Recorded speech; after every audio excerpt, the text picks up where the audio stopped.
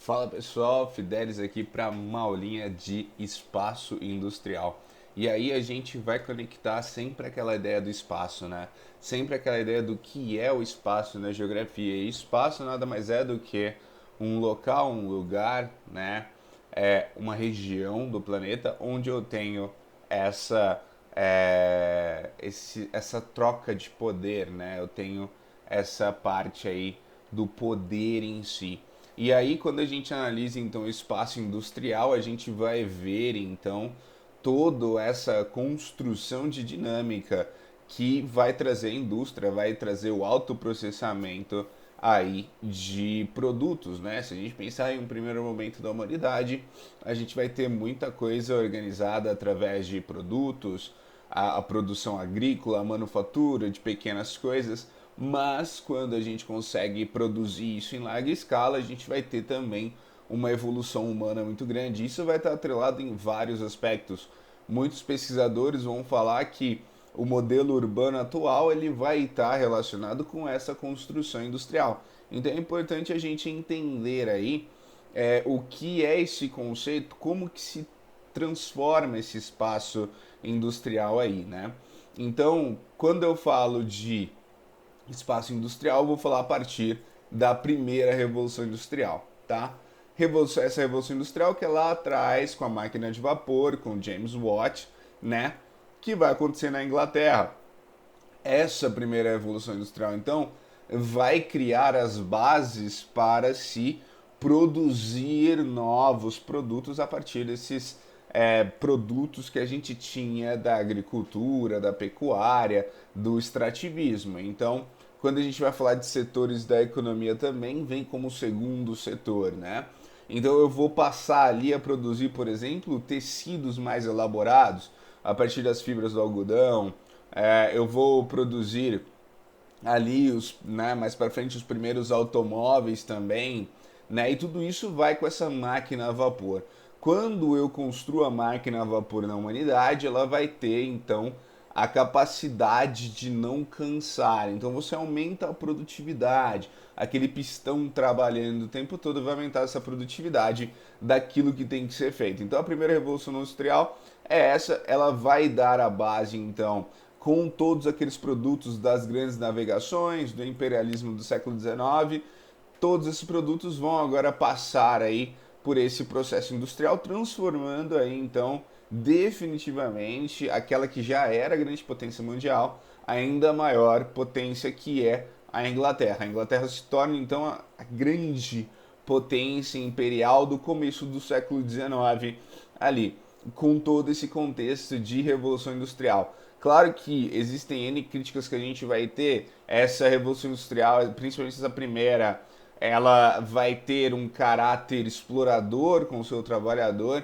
Entretanto, o campo ele começa a ter uma primeira modernização. Isso faz com que as pessoas tenham esse êxodo rural, vão então para as cidades e dentro das cidades eles vão aí trabalhar nessas indústrias.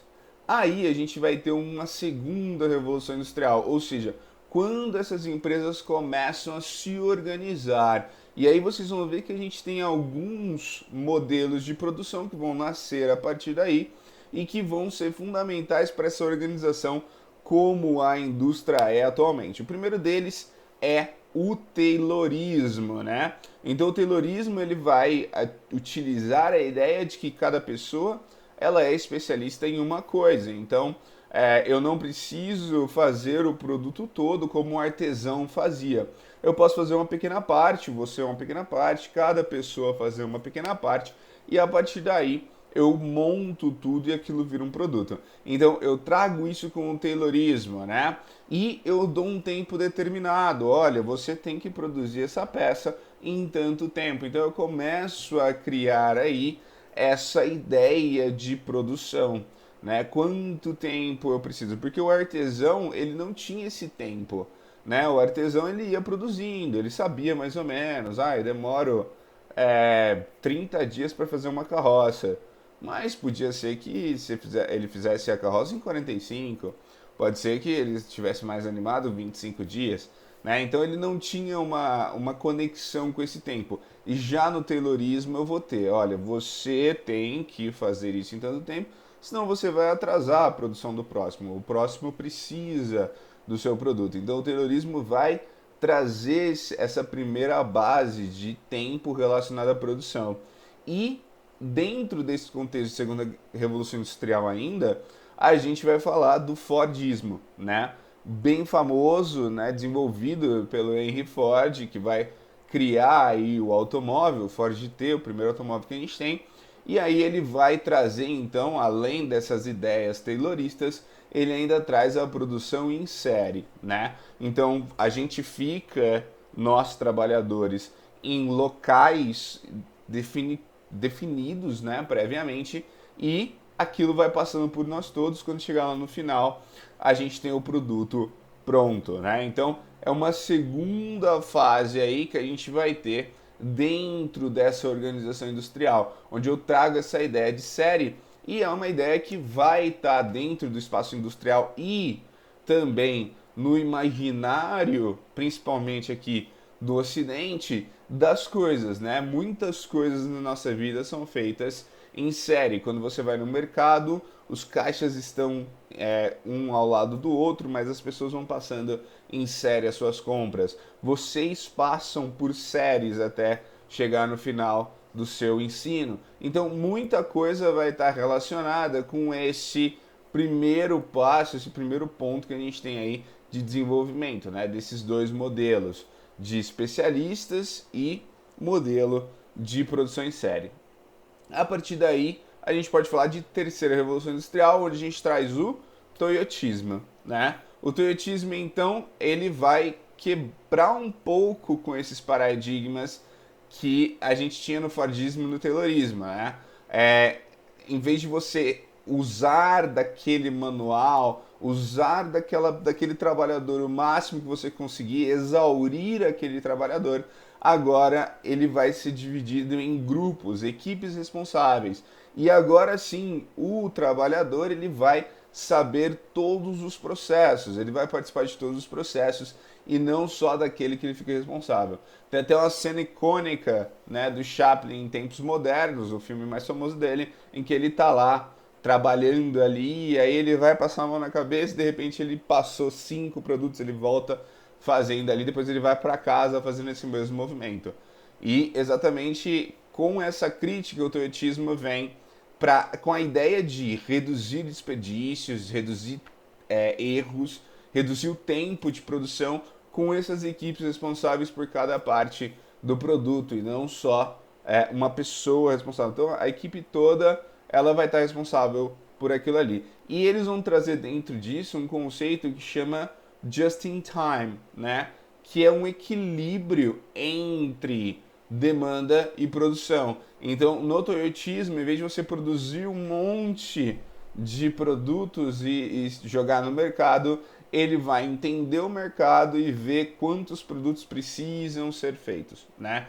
Então, dentro dessa análise de equipe, essas equipes conseguem se desenvolver no sentido de conseguir aí suprir o mercado assim que o mercado exige, não ao contrário, não socar ali. Então, pessoal, quando a gente chega na quarta revolução industrial, que é a atual, a gente vai ter, na verdade, processos de todas as revoluções anteriores convivendo. Então, vocês têm empresas que ainda vivem no modelo em série, o modelo fordista, tem empresas que ainda têm essa ideia taylorista, tem empresas que já são mais toyotistas ou até mais modernas. Hoje você tem aí as empresas 4.0, onde você vai ter todo um desenvolvimento dentro da internet, onde você vai ter equipes maleáveis. A gente tem agora também o modelo Google, né? Quando a gente fala de modelo Google, a gente está falando de uma rotina adaptável, de uma rotina que incentiva o trabalhador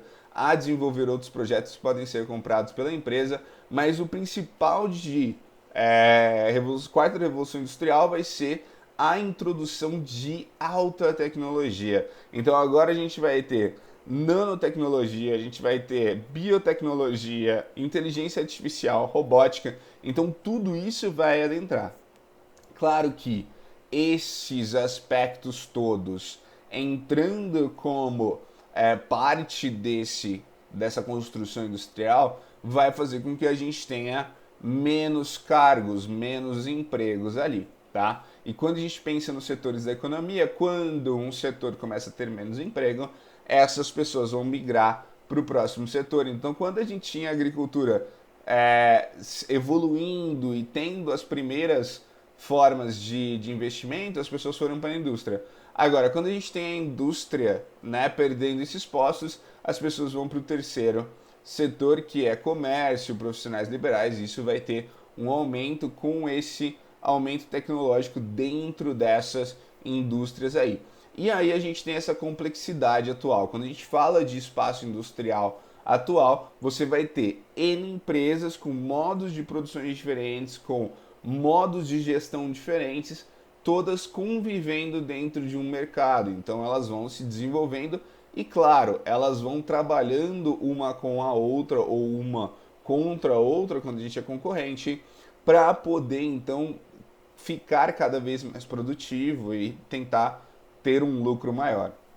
Nesse contexto, a gente também vai ter essa ideia do trabalhador, né? Então, o trabalhador ele é parte fundamental ainda dessa indústria, né? Mesmo que a gente tenha uma evolução muito grande de robótica e de inteligência artificial, o trabalhador ele ainda é. E aí a gente tem que lembrar, né, que dentro do modo de produção a gente tem o modo de produção, né, as máquinas, os equipamentos, e a gente tem as relações entre os trabalhadores, entre os donos dos meios de produção, e tudo isso vai estar concatenado dentro desse espaço industrial. Então, todas as lutas que a gente tem desde o começo do século XX, principalmente, onde a gente vai ter aí até o desenvolvimento de sistemas socioeconômicos, como por exemplo, o socialismo, vão estar dentro dessas relações.